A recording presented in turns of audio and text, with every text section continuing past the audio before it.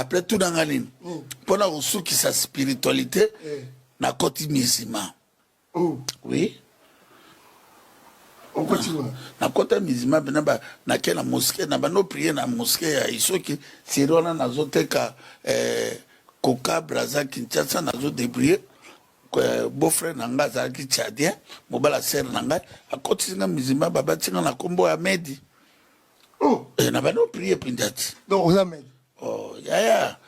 pour comprendre la spiritualité il faut tambolo contrôler makambo donc kokenaka ngulungulu te otalia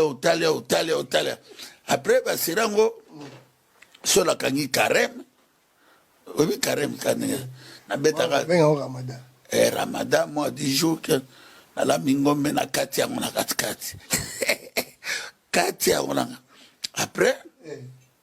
na epoto na zongi na comprendre que finalement là